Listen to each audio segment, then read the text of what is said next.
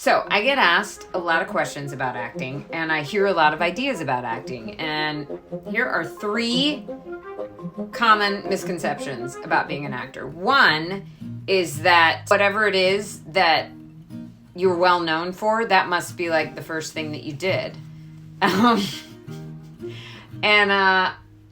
Like that you were just discovered. Most of the actors I know have been working for a really long time before they land a role that is fortunate enough to like get them widespread recognition. I did theater for years before I ever did TV, and that's where I really learned as an actor.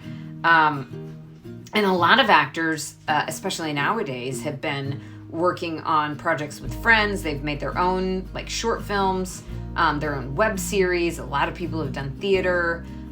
Or they've like done a bunch of different guest spots and stuff, and they've really, that's where we grow. That's where we learn, is all these little jobs that build up and make us into the performers that we are. And I feel like every role contributes to the next one.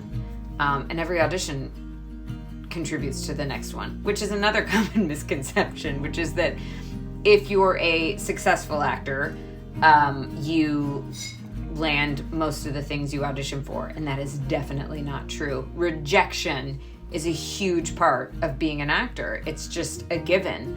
I would say out of every 100 auditions I do, I might land 2 or 3 of those parts. And so I've heard this said before, that your goal is not to land the job. And when I go into an audition, my goal is never my goal is to get this job, because if that were the case, yikes.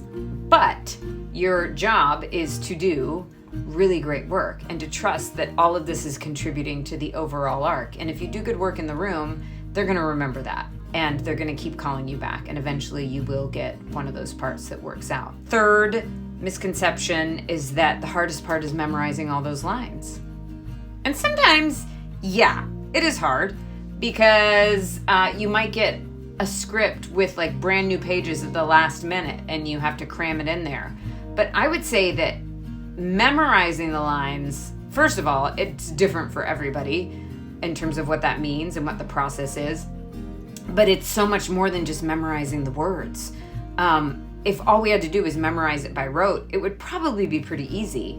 But you have to memorize it in a way that gets it in your body and lets you understand who that character is and what it's connected to in terms of intention and action and meaning. And so, oh my gosh, by the time I understand the character well enough, I kind of naturally know the lines from having gone through it so much and having analyzed it so much.